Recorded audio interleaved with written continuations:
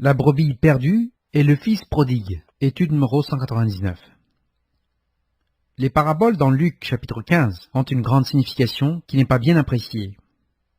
Plusieurs appliquent la parabole de fils prodigue aux pécheurs entêtés, mais ils ne comprennent pas la portée et le symbolisme puissant de ces paraboles.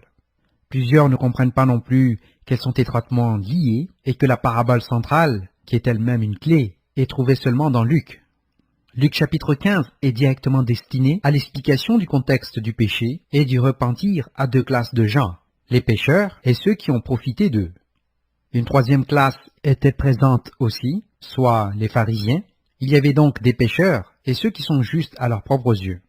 Cette leçon de Christ qu'on retrouve dans Luc est divisée en trois parties. La première section est la parabole de la brebis perdue, la deuxième section est la parabole de la femme qui a perdu de l'argent, et la troisième section est la parabole du fils prodigue. Chaque parabole est une section étroitement liée de l'ensemble, qui explique l'amour, la miséricorde et le pardon de Dieu. La première section de la brebis perdue est facilement comprise. Les 6 premiers versets lient l'audience, à savoir les publicains et les pécheurs, à la brebis perdue et la recherche qui est faite par le berger. Ceux des pharisiens, qui étaient justes à leurs propres yeux, ont murmuré, parce qu'ils ne voyaient pas qu'il était nécessaire de recevoir ou même de manger avec des pécheurs. Christ s'adresse à ces gens d'attitude pharisaïque au verset 7. Ils sont le vous à qui il parle. Le texte du verset 7 élève le sens du royaume physique au royaume céleste spirituel et lie la parabole à l'armée loyale et à la rédemption des pécheurs perdus. Le point central ici est identifié comme étant le repentir. Comme le verrons, les 3 paraboles sont concernées par le repentir. Nous lisons dans Luc chapitre 15 à partir du verset 1 à 7. Tous les publicains et les gens de mauvaise vie s'approchaient de Jésus pour l'entendre.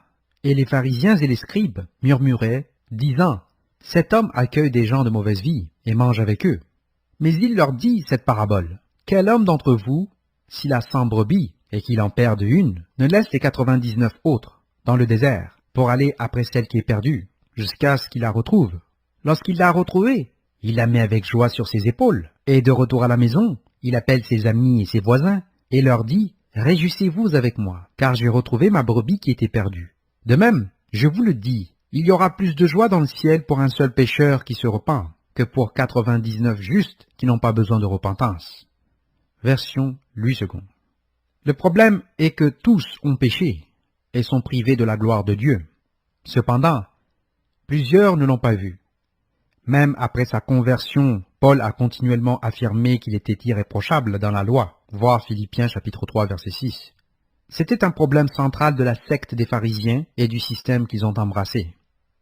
Nous voyons, par le sens de l'armée céleste, que la rédemption du système entier est en jeu et que le repentir est offert à tous les pécheurs.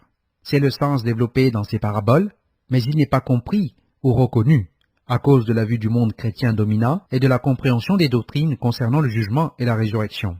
Christ est souvent vu dans la première section comme l'homme qui est à la recherche de la brebis perdue. Pour le faire, il doit laisser les 99 autres dans le désert et aller à la recherche de celle-ci. Il le fait jusqu'à ce qu'il la trouve. Cette recherche est la même recherche que celle que la femme entreprend à partir du verset 8. Nous avons affaire ici à une recherche de la brebis perdue qui s'est égarée de l'armée que le berger est forcé de laisser dans le désert. Ce désert est une place où les 99 autres peuvent s'alimenter librement. Il n'est donc pas infertile. La recherche continue jusqu'à ce que la brebis soit retrouvée. Aucune n'est considérée comme perdue. Cela s'étend à l'armée entière. Quand la brebis est retrouvée, il y a une réjouissance avec le Messie, qui revient à la maison avec la brebis et célèbre avec ses amis et ses voisins. On voit aussi le sens de cette réconciliation dans la 3e section concernant le fils prodigue. Ce sens s'étend plus loin que ce qui est généralement pensé. Luc chapitre 15, versets 8 à 10 poursuit avec la section de la femme qui cherche ses trésors. Nous avons affaire ici avec l'Esprit Saint, qui est symbolisé par la femme qui balaie sa maison pour restaurer le plein montant de son trésor. Nous lisons dans l'évangile de Luc chapitre 15 à partir du verset 8 à 10. Ou quelle femme, si elle a 10 drachmes et qu'elle en perde une, n'allume une lampe, ne balaie la maison et ne cherche avec soin jusqu'à ce qu'elle la retrouve. Lorsqu'elle la retrouve, elle appelle ses amis et ses voisines et dit « Réjouissez-vous avec moi, car j'ai retrouvé la drachme que j'avais perdue. » De même, je vous le dis, Il y a de la joie devant les anges de Dieu pour un seul pécheur qui se repent. Cette section concernant l'esprit montre que la maison est balayée avec soin et mise en ordre pour que la pièce de valeur puisse être retrouvée et restaurée. Cette section de la parabole, qui se retrouve seulement dans Luc, utilise le concept des drachmes au verset 8 et verset 9. L'autre terme est en grec argurion, entre parenthèses utilisé dans l'évangile de Matthieu chapitre 26 verset 15, chapitre 27 verset 3, verset 5, verset 9 et Actes chapitre 19 verset 19. La drachme a moins de valeur, mais elle semble avoir une relation avec l'impôt qui était une didrachme ou une drachme double, voir Matthieu 17 verset 24. L'utilisation de 10 pièces d'argent n'est pas accidentelle. Il semble y avoir ici une parabole touchant à l'armée déchue et à sa conversion. Le prix pour Christ était celui d'un esclave, soit 30 pièces d'argent. Cela représentait une pièce pour chacune des entités composant le conseil intérieur des Elohim, comme nous le voyons dans Apocalypse, chapitres 4 et 5. Il consistait en les 24 anciens, les 4 créatures vivantes, plus l'agneau à leur tête, et le Dieu très haut. Ils étaient donc 30. Christ a déclaré qu'un tiers de l'armée s'est rebellé avec Satan. Ce concept est probablement représenté ici dans les 10, comme un tiers des 30. L'Esprit Saint doit donc nettoyer la maison pour restaurer les pièces perdues. Ce point a été apparemment compris puisque la première Église a pensé que certains parmi l'armée déchue, qui étaient responsables des villes et des nations, s'étaient repentis et avaient permis à l'Église d'être établie dans leur secteur.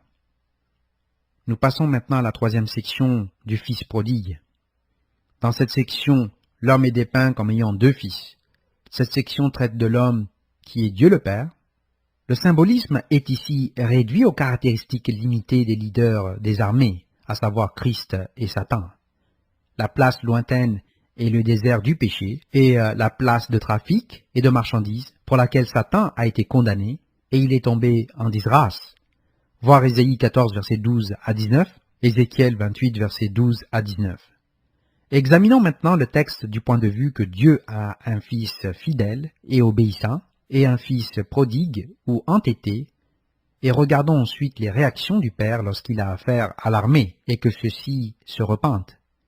Cette attitude n'est pas ce à quoi nous nous attendrions, ni ce que nous pourrions faire nous-mêmes dans les mêmes circonstances. Nous lisons dans l'évangile de Luc chapitre 15 à partir du verset 11 à 32. Il dit encore, « Un homme avait 2 fils. Le plus jeune dit à son père, « Mon père, donne-moi la part de bien qui doit me revenir. » Et le père leur partagea son bien. Peu de jours après, le plus jeune fils, ayant tout ramassé, partit pour un pays éloigné, où il dissipa son bien, en vivant dans la débauche.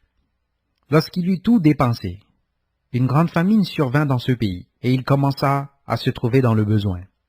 Il alla se mettre au service d'un des habitants du pays, qu'il envoya dans ses champs garder les pourceaux. Il aurait bien voulu se rassasier des carouges que mangeaient les pourceaux, mais personne ne lui en donnait. Étant rentré en lui-même, il se dit, « Combien de mercenaires chez mon père ont du pain en abondance, et moi ici, je meurs de faim. Je me lèverai, j'irai vers mon père, et je lui dirai, « Mon père, j'ai péché contre le ciel et contre toi. Je ne suis plus digne d'être appelé ton fils. Traite-moi comme l'un de tes mercenaires. » Et il se leva et alla vers son père. Comme il était encore loin, son père le vit et fut ému de compassion. Il courut se jeter à son cou et le baisa.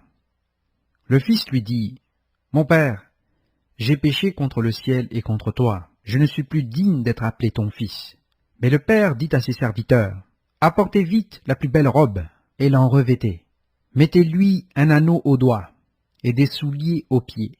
Amenez le veau gras et tuez-le. Mangeons et réjouissons-nous. Car mon fils que voici était mort et il est revenu à la vie. Il était perdu et il est retrouvé. » Et ils commencèrent à se réjouir. Or, le fils aîné était dans les champs. Lorsqu'il revint et approcha de la maison, il entendit la musique et les danses. Il appela un des serviteurs et lui demanda ce que c'était. Ce serviteur lui dit, « Ton frère est de retour, et parce qu'il a retrouvé en bonne santé, ton père a tué le veau gras. » Il se mit en colère et ne voulut pas entrer. Son père sortit et le pria d'entrer. Mais il répondit à son père, « Voici, il y a tant d'années que je te sers, sans avoir jamais transgressé tes ordres. Et jamais tu ne m'as donné un chevreau pour que je me réjouisse avec mes amis. Et quand ton fils est arrivé, celui qui a mangé ton bien avec des prostituées, c'est pour lui que tu as tué le veau gras. Mon enfant, lui dit le père, tu es toujours avec moi, et tout ce que j'ai est à toi. Mais il fallait bien s'égayer et se réjouir, parce que ton frère que voici était mort, et qu'il est revenu à la vie, parce qu'il était perdu, et qu'il est retrouvé. Version Louis II. Ici, nous voyons que Christ place les réactions dans sa propre bouche, dans le but de démontrer l'amour de Dieu envers Satan et l'armée et tous ses fils. Christ ne sera pas en colère, autrement, il ne serait pas allé prêcher aux démons dans le Tartaros après sa résurrection. Il est mort pour les sauver ainsi que nous. Comparez 1 Pierre chapitre 3 versets 18 à 22. Examinons ce qui arrive ici dans le texte que nous venons de lire. Le deuxième fils ne pouvait pas attendre la libéralité qui devait lui être accordée. Étant en forme de Dieu, il a cherché à saisir l'égalité avec Dieu. Christ, le fils aîné, n'a pas cherché à saisir cette égalité. Entre parenthèses, voir Ésaïe 14, versets 12 à 19, Ézéchiel 28, versets 12 à 19, et Philippiens, chapitre 2, versets 5 à 8. Nous lisons dans Ézéchiel, chapitre 28, versets 12 à 19. « Fils de l'homme, prononce une complainte sur le roi de Tyr. Tu lui diras, ainsi parle le Seigneur l'Éternel. Tu mettais le sceau à la perfection, tu étais plein de sagesse, parfait en beauté. Tu étais en Éden, le jardin de Dieu. Tu étais couvert de toute espèce de pierres précieuses, de sardoine, de topaze, de diamant, de chrysolite, d'onyx, de jaspe, de saphir, d'escarboucle, d'émeraude et d'or. Tes tambourins et tes flûtes étaient à ton service, préparés pour le jour où tu fus créé. Tu étais un chérubin protecteur, aux ailes déployées. Je t'avais placé et tu étais sur la sainte montagne de Dieu. Tu marchais au milieu des pierres étincelantes. Tu as été intègre dans tes voies, depuis le jour où tu fus créé, jusqu'à celui où l'iniquité a été trouvée chez toi. Par la grandeur de ton commerce, tu as été rempli de violence et tu as péché. Je te précipite de la montagne de Dieu, et je te fais disparaître, chérubin protecteur, du milieu des pierres étincelantes. Ton cœur s'est élevé à cause de ta beauté. Tu as corrompu ta sagesse par ton éclat. Je te jette par terre, je te livre en spectacle au roi. Par la multitude de tes iniquités, par l'injustice de ton commerce, tu as profané tes sanctuaires. Je fais sortir du milieu de toi un feu qui te dévore. Je te réduis en cendres sur la terre, aux yeux de tous ceux qui te regardent. Tous ceux qui te connaissent parmi les peuples sont dans la stupeur à cause de toi. Tu es réduit au néant, tu ne seras plus à jamais. Version Louis II. Satan, en tant que le chérubin protecteur oint, a été chassé de la montagne de Dieu comme profane, et il est jeté sur les côtés de la fosse et meurt comme un homme. Le mot est définitivement homme en hébreu. Il se déclare un Dieu et est tué par l'armée devant qui il s'est déclaré Dieu. Il était en Éden et était le chérubin protecteur oint. Il est alors ressuscité comme un homme, et les gens dans la deuxième résurrection le regardent et disent « Est-ce l'homme qui a perturbé les nations ?» Il assume donc la forme humaine et est capable de mourir et d'être chassé dans le lac de feu comme une carcasse morte s'il ne se repent pas. Entre parenthèses, comparez Ésaïe 14, versets 11 à 17. Satan doit être enlevé et changé, de sorte que cet être ne sera plus désormais. Il y a donc un processus de restauration qui doit être entrepris avec l'armée afin de s'occuper aussi d'elle dans le jugement final. Entre parenthèses, voir l'étude Le jugement des démons, étude numéro 80. À la résurrection, Satan reçoit une nouvelle forme et son pouvoir en tant que Satan est enlevé et un nouvel esprit est donné à tous les fils de Dieu parmi l'armée déchue. Tous ceux qui ont été privés de la gloire de Dieu recevront une chance dans la deuxième résurrection. Les églises de Dieu ont toujours compris ce texte d'Ézéchiel comme se référant à Satan. La fin de ce texte dans Ézéchiel chapitre 28 se réfère au jugement par la maison d'Israël qui est les élus de la résurrection. Christ est demeuré ferme et loyal et il a toujours été du côté de Dieu. Cependant, nous avons vu dans la première section qu'il a dû partir pour récupérer les brebis qui étaient perdues. Cela a été fait par l'exemple et le sacrifice de soi. On ne peut donc pas lire les trois paraboles de façon isolée, comme les gens essaient de le faire. Ce texte dans Luc représente la séquence complète, mais la parabole ne devait pas être entièrement comprise avant que les démons n'aient la chance de se repentir. Nous lisons dans Philippiens, chapitre 2, versets 5 à 11. « Ayez en vous les sentiments qui étaient en Jésus-Christ, lequel, existant en forme de Dieu, n'a point regardé comme une proie à arracher d'être égal avec Dieu, mais s'est dépouillé lui-même, en prenant une forme de serviteur, en devenant semblable aux hommes. Et ayant paru comme un simple homme, il s'est humilié lui-même, se rendant obéissant jusqu'à la mort, même jusqu'à la mort de la croix. C'est pourquoi aussi Dieu l'a souverainement élevé et lui a donné le nom qui est au-dessus de tout nom, afin qu'au nom de Jésus tout genou fléchisse dans les cieux, sur la terre et sous la terre, et que toute langue confesse que Jésus-Christ est Seigneur à la gloire de Dieu le Père. » Dans l'évangile de Luc chapitre 15 verset 13, nous voyons que peu de temps après avoir reçu la puissance et la richesse, Satan est allé dans un pays lointain, et il a gaspillé sa substance par une vie de débauche. C'est essentiellement le message dans Ézéchiel et Ésaïe. Dans le récit détaillé, il a entraîné un tiers de l'armée, voir Apocalypse 12 verset 4. L'utilisation du terme substance, voir la King James Version de la Bible, ou à propriété dans la version RSV de la Bible, est le mot grec ousia. Voir le dictionnaire grec de Strong numéro 3776. Ce mot est dérivé du dictionnaire grec de Strong numéro 5607, ousa, qui signifie être. Il est utilisé seulement ici à Luc chapitre 15. Ainsi, tandis qu'il signifie la propriété ou la substance, le sens est dérivé d'être ou du sens d'avoir. Le mot est rendu par bien à Luc chapitre 15 verset 12, mais c'est le seul temps que le mot est traduit de cette manière. Comme c'est le seul temps qu'il est traduit par substance dans la version King James de la Bible. Ce terme grec ousia n'est pas simplement un terme matériel, comme les traducteurs du Nouveau Testament l'utiliseraient. Son utilisation principale vient de la philosophie, et il est dérivé du sens platonique d'être. Il se rapporte directement à la divinité, et il est venu à être utilisé par l'Église chrétienne pour signifier la divinité unifiée, où Dieu est trois hypostases dans un ousia. En fait, les deux termes signifient la même chose. L'un est stoïque et l'autre est platonique. Les deux signifient l'existence réelle ou l'essence d'être, ce dont une chose est constituée. Voir l'ouvrage Early Christian Doctrines, Première doctrine chrétienne, de J. Kelly, Harper et Rowe, 1978, page 129, page 140 et suivant. Dans son œuvre, Kelly explique le développement de la théorie de Dieu à partir de Rome et de l'Occident dans ce système platonique et explique aussi les déviations de cette vue. Voir le même ouvrage à la page 129, 140 à 142, page 158 à 159, page 233 à 234, 247 à 250, 253 à 254 et page 264 à 268. Les gnostiques ont entretenu une théologie pluraliste, où ils ont enseigné, comme Irénée l'a indiqué, voir l'ouvrage d'Irénée contre les hérésies, 3.16.5, que Christ était composé de deux ousia, ou substances, distinctes, voir aussi l'ouvrage de Kelly, page 142.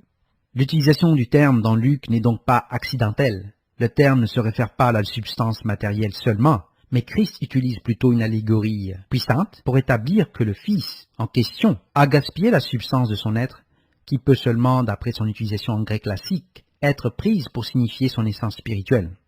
Ce point semble être délibérément caché.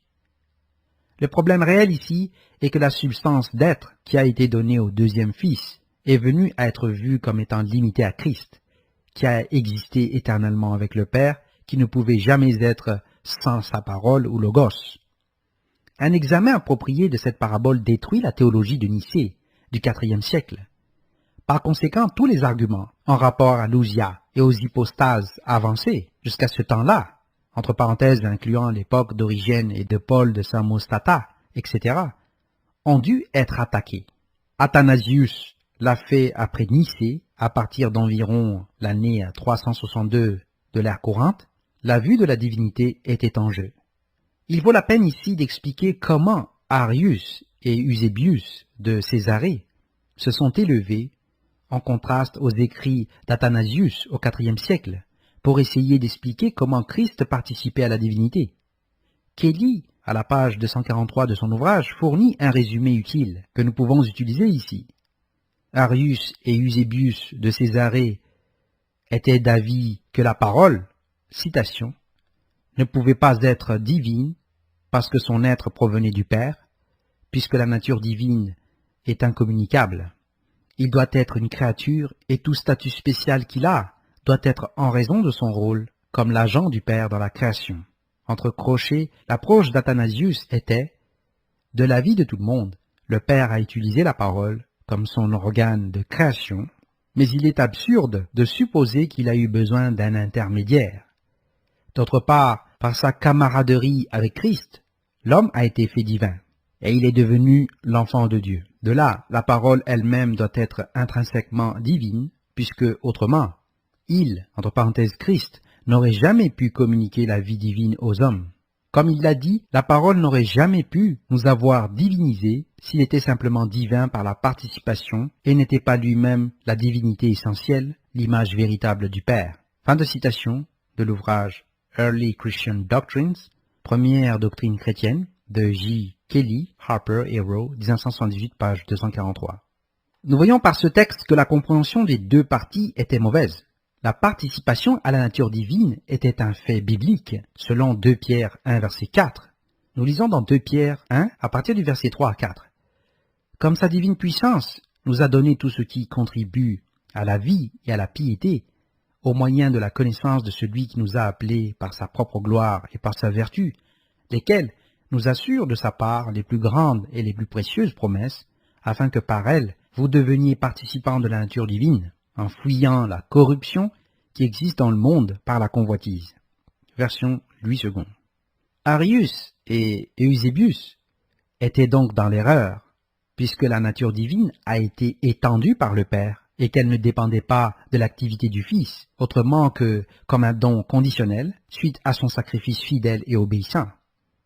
Leur compréhension a été limitée par la philosophie grecque, qui ne comprenait pas l'amour agapé de Dieu.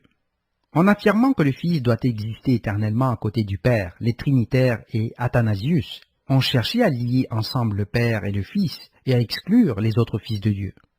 Leur théologie a provoqué plus tard une attaque sur l'authenticité même de 2 Pierre.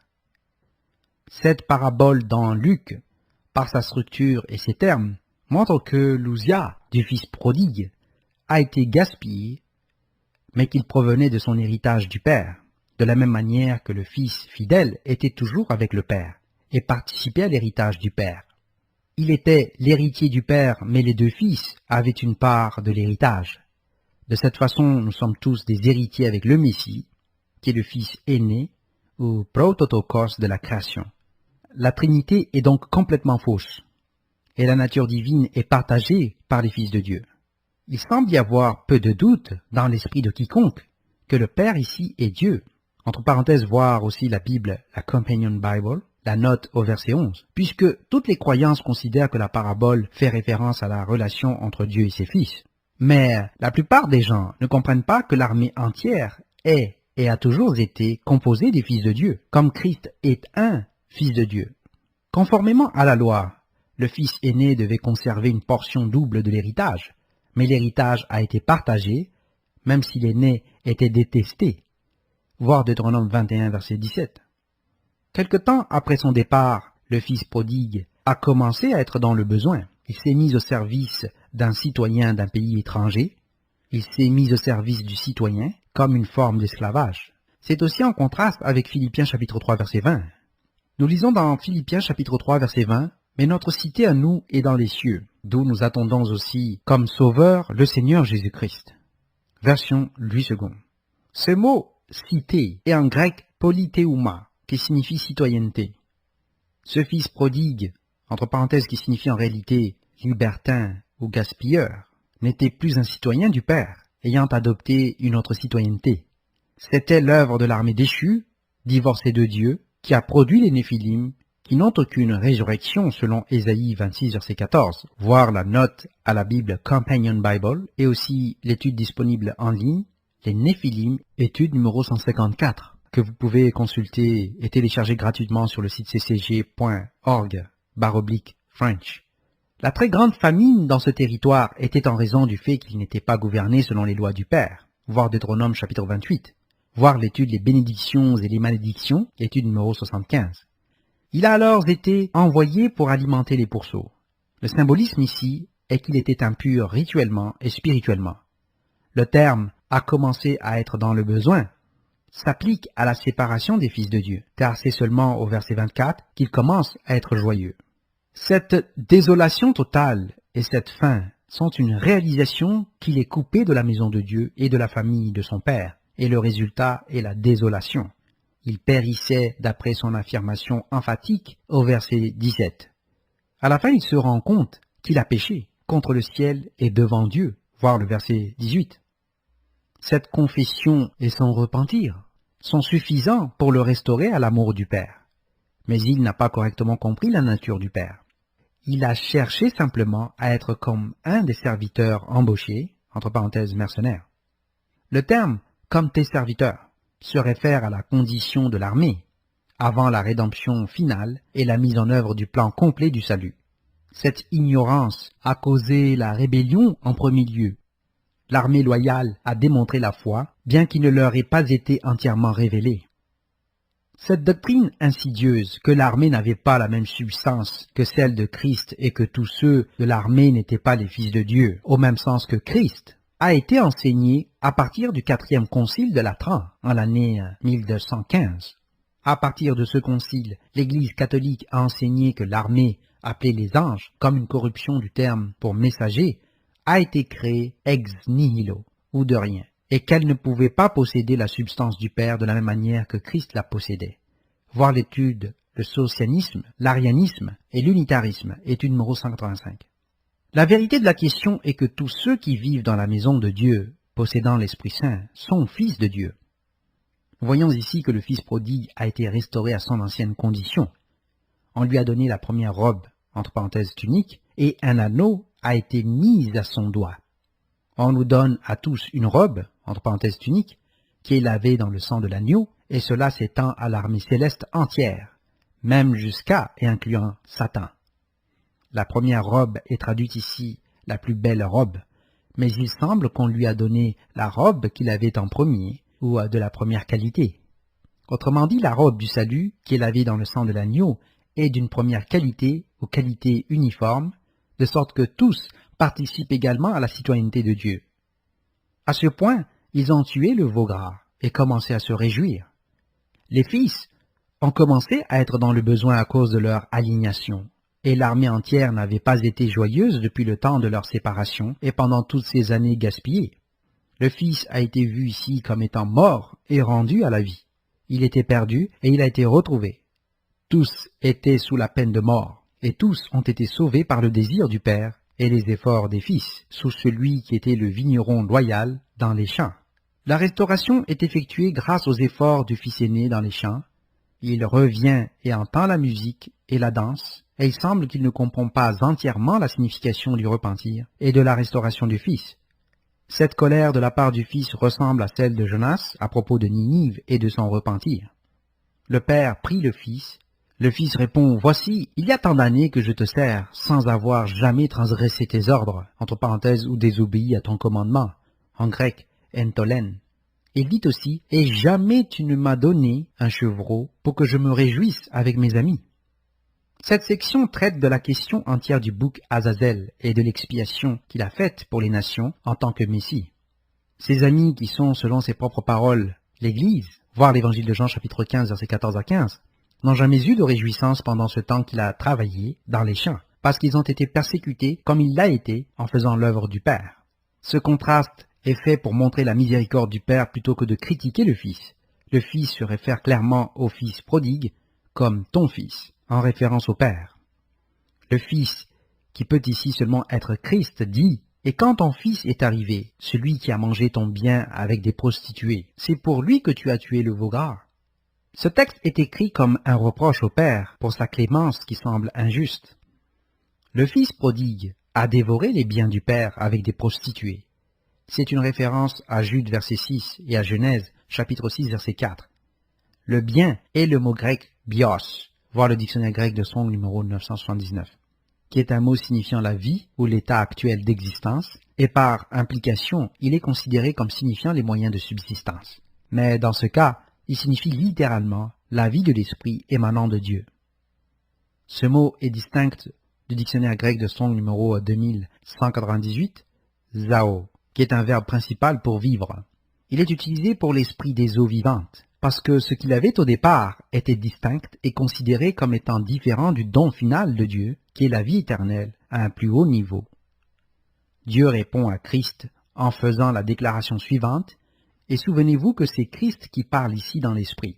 « Mon enfant, lui dit le Père, tu es toujours avec moi, et tout ce que j'ai est à toi. Mais il fallait bien s'égayer et se réjouir, parce que ton frère que voici était mort, et qu'il est revenu à la vie, parce qu'il était perdu et qu'il est retrouvé. » Version Louis II. Ce texte devrait être comparé avec celui de Romains chapitre 9 versets 4 à 5 et l'évangile de Matthieu chapitre 20 verset 14 quant au commentaire de Dieu que tout ce que j'ai est à toi. Christ se sert de cette parabole pour mettre dans sa propre bouche les paroles que l'attitude pharisaïque utiliserait lorsqu'elle serait confrontée avec le fait du repentir des fils de Dieu. Christ dit ici, avant le repentir de quiconque dans l'armée et avant sa mort, qu'une telle miséricorde leur a été étendue en vertu de l'amour du Père. Sachant cela, il n'a pas reculé, et il est mort crucifié sur un pieu pour eux, sachant aussi qu'il nous persécuterait avant qu'il ne se soit repenti. Leur repentir se produit à la deuxième résurrection à la fin, quand Christ revient des champs. Ainsi, la deuxième résurrection produit la réconciliation de toute la création. À la fin du millénaire, Satan est relâché délibérément par Dieu pour s'occuper des gens du monde qui sont justes à leurs propres yeux. Cet événement est connu et planifié par Dieu, et il est responsable pour cette situation. Quand nous serons confrontés avec le repentir de l'armée, y compris Satan, assurons-nous que nous posséderons l'amour du Père, et que nous ne serons pas jaloux comme le Fils aîné. Christ a lui-même exposé et compris ce point, et nous le devrions aussi. Fin de la lecture de l'étude La brebis perdue et le Fils prodigue, étude numéro 199.